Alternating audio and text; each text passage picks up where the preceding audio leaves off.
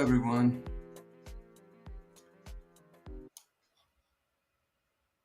We decided to do a recorded program this time because I've been busy with the elections. Um, what is in your salad? That's the topic. Because I've been talking about how to stabilize your blood sugar by and decrease your sense of hunger by eating the salad first in each meal, and especially in the beginning of the day. However, salad, most people think of it as just a piece, especially in America, it's just a piece of lettuce and a bunch of ranch dressing on top of it, and a few sprinkle of maybe cheese or something. Um, So I wanted to show my version and see, and basically for you to see an example of a complete salad. So it has a lot of fiber and has uh, not just vegetables, other things like nuts and beans, and basically a full meal almost by itself, and it really brings your, as I say, appetite and your blood sugar on a very stable level so that whatever you eat, there's a good lining in your stomach as well. And you're going on a more stable um, blood sugar or spikes in your, and then therefore you have a better experience with them with your whole day. Okay, usually what we start with is lettuce. Most people, different types of lettuce, but that's the most common one. It's called iceberg. But whatever is your lettuce, go ahead and start with that. Um, but again, this is just an example. You may start with something totally different, but something leafy, leafy. Next is tomatoes. Obviously, that's a very big favorite in anywhere you go. Again, at least as in America, I've never been to Europe, so I don't know. And then cucumber, again, another one that is very popular. So this is as far as most salads stretch. Then, and as I said, they put a dressing that has all kinds of sugar and milk and all the things that is a lot of elements and artificial preservatives and all kinds of things in it. Now, somebody might use a healthier dressing, but that's the normal salad that I see everywhere. So we're gonna start from here. No, we don't put any dressing yet, and we don't buy any dressing. We make our own, and we right away add avocado, which is um just so much, as you, I'm sure most of you know, it's one of the healthiest fruit slash vegetable, is somewhere between the two, and it has also omega 9. It has so much energy. It gives you the oil in it, especially, it's so balancing. And um and then what I add is things like, bell pepper. It has quite a different texture. So also we're doing here, we're creating different textures. So when you eat it and your saliva gets, your digestion system starts getting prepared for like the protein and the fats and the carbohydrates. So all kinds of enzymes. And I know usually people think, well, you eat the fruit and you get all the enzymes. Yes, there is some enzymes, but there's so much more in vegetables, um, and there's so much more variety.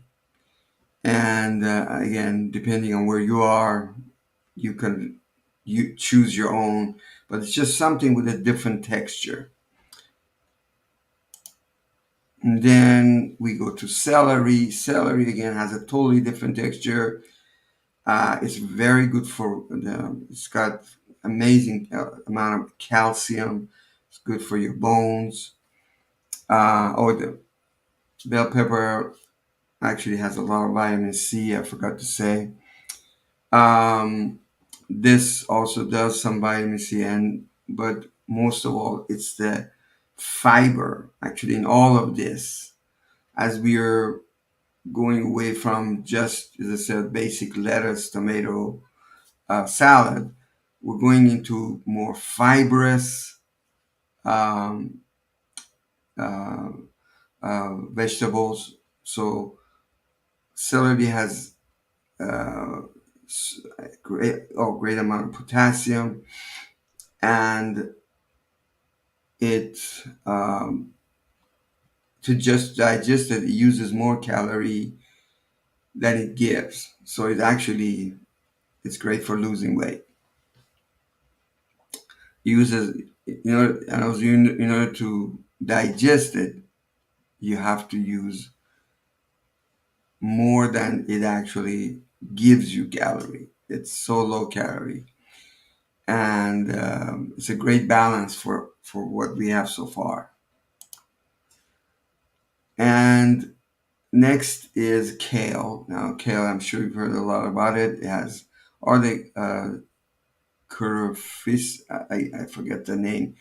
The cabbage, kale, all these different types of vegetables. They are very essential, and basically in America, at least, we call it superfood. Kale itself, they have chips from it. They have all kinds of things. But I have a fresh, no chips, just fresh kale. It's if you want to remove the stem, you can remove the stem. It's a little hard, but the leaf itself is so powerful. Again, a whole different texture, whole set of vitamins all in here. Again, you decide the amount. You want to put a little less of this one, a little more of that one. That's up to you. But just make sure they're all in there. It's the key is the variety that creates the microbiome, the environment in your gut for digestion, for brain health, for everything that we explained before. For the right environment for the right bacteria to grow. So next one is cabbage. Oops. So cabbage, it's obvious. It's so wonderful. Now, if you want to, well, later on, do mention kimchi, but if you want to get fermented of any of these things, by the way, go for it. But not, when I say fermented, I don't mean with vinegar. That's a kind of, it's not really a fermentation, but it's kind of I don't know what you call it, canning with vinegar. No, that's different. Fermenting is actually letting, it's just salt and cabbage, and it will ferment naturally without any vinegar. That's also another choice if you want to do that. And then we have these red onions. These red onions are so good. They're very different than the regular onion. They're a little harder, but they have a wholly different taste and texture. And yeah, basically much harder, much more fibrous. And I won't go into the list of all the other benefits it has. It's just full of vitamins. It's just, and then green onions, well, green onions are just so great because they're kind of like onion, but they have this whole greeny, leafy side to it, which again, it's so good and delicious. And again, a whole different texture. And then the other one is I discovered, and again, the whole earth is made of both land and sea. So we need to include sea vegetables. This is again, our body is a microcosm of the universe. So we need to include the sea as well. Not, of course, usually people put, yeah, you could put tuna, fish, or something in here as well, by the way. That's part of the sea. But as far as vegetables, I'm concerned, it's a whole different fiber, and it actually has omega 3 in dried kelp, by the way. And it's very easy to keep it. It won't go bad. You can keep it for months. And it's inexpensive, actually. And it's easy to order and everything, and just keep it and put a few inside of water, let it soak for a few minutes, and it's ready to go. And just chop it up and put it in your salad. Again, gives such variety of texture and vitamins. And um,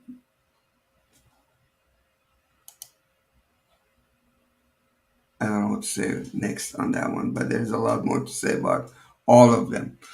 The other ones, I said kimchi, so you're all familiar with, a lot of you are familiar with kimchi, so that's a definite, it's a definite. With all the good probiotics that it provides, it's a great balance. And then herbs, either dried herbs or fresh herbs, whatever you can get a hold of. Of course, fresh is always better, but drieds are just good, just as good. And just add them in, and you could also do seasoning. I don't know if I added a slide for seasoning. This is kind of like seasoning, but it's also, you could just simply, you could have those, yeah, I said, those seasoning that has all the herbs dried already mixed together, and just sprinkle it. That's another way to do it. And then again, as I said, we add in walnuts, but now these walnuts, we soak them. I forgot to mention here. It's very essential for all raw, first of all, raw, not roasted, raw walnuts that are soaked, because there's a, when it's dried, it has a protective layer, or somehow grows on walnuts to protect itself from going rancid, and that stuff is not, it prevents it from better digestion. So when we soak it for 4, 5, 6, 7, depends on how hard the nut is, hours, and just put it outside and not in the fridge, and then rinse it and eat it, and put it on your salad, just a few. It's fantastic. It's just a whole different experience than just dry, even the raw ones, the dry ones, because they just don't digest as well. This really mixes in with all the wet, all this fresh. It feels so fresh. It feels like you're eating it off the tree, because when you soak it, but also has a lot more vitamins that absorbs in your body because it's soaked. So the other thing I eat, yeah, is also raw almonds as well. Not, I don't get both of them, just one or the other. But by the way, raw walnuts has the most omega 3. Now it's not the complete omega 3 like fish is, or like the seaweed has. It's a complete omega 3. But still, it's good. It has a lot of Also, vitamins and different things are good for brain. So, yeah, second to seaweed and fish, this is the best for omega 3. And of course, almond has great, lots of protein, which is great. And then even pecan, raw pecan. These are the ones I've experimented with. I'm sure you have your own ideas, but these are the ones works, and again has the most omega 3 in it. And then olive oil, of course, definitely olive oil, and not obviously the commercial, not the plain ones. I'm the one that is first cold pressed or expeller pressed. Is mechanically the oil has been extracted, not chemically. Usually they're not, but even they have ones that are they're like they, they get the best of it, and then the rest, the least, the very light colored ones. Those are not good. The ones that is toward green, it's not complete green, but it's kind of toward green. Really, again, just read on it. It says virgin olive oil or cold pressed or expeller pressed. Or organic, especially organic, really good. By the way, all these vegetables, of course, if you can afford organic, would be great. So yeah, definitely that's very important. The olive oil is a big part of this. Get the best you can afford. And then lemons. Lemons, there's just so much goodness in lemons, fresh lemons. I don't have to tell you, it's all the vitamins, all the things in it. And definitely, you know, at least quarter of a lemon, or you want to squeeze in there. Big lemon, a quarter of a big lemon, or half of a small one.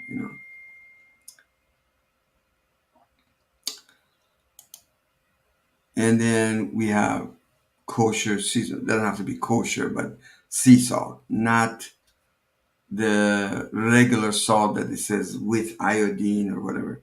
You get plenty of iodine from the kelp, so you don't have to worry about it. Uh, and from other supplements and so on. But no, this is one of the best. And well, yeah, the sea salt. It has to be sea salt.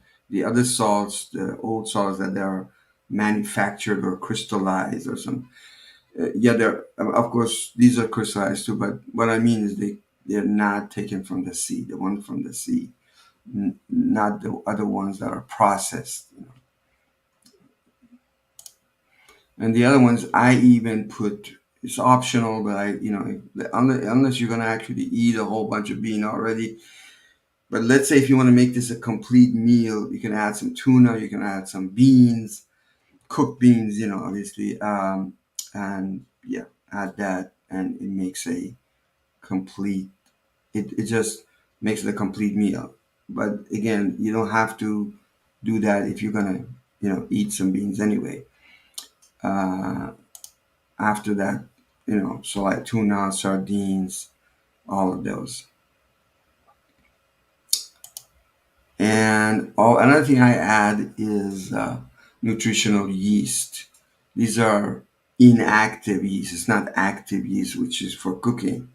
This is nutritional yeast, which is has lots and lots of great vitamins, B vitamins especially, and is very, very beneficial. And one thing is very crucial is mushrooms. Now, these mushrooms again have very, very unique fiber in them, which is very, very essential as a what they call a prebiotic. Uh, and I'll explain that about that more, but it definitely helps greatly with your gut, a microbiome environment. So And that's it. And a friend of mine, John Lowen, called my salad Sharon's salad. So there it is. That's where I got the name. And here we are. We have, you can call it, when you make your own version, put your name on it. That's it. And you'll see how delicious this is.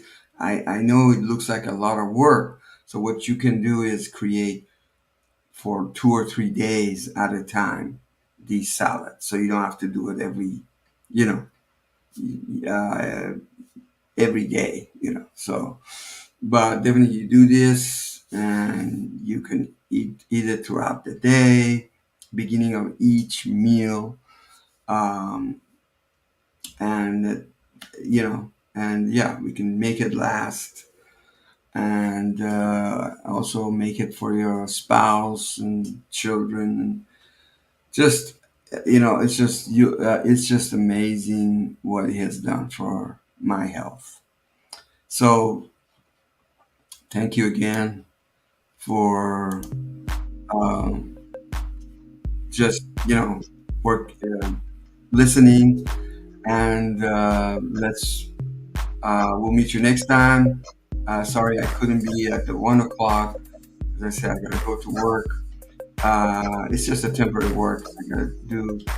Uh, and but you know, not next week, but the week after, we'll be back on the regular hours. But I'll try to always post something. All right, take care, and I always, of course, send me your questions.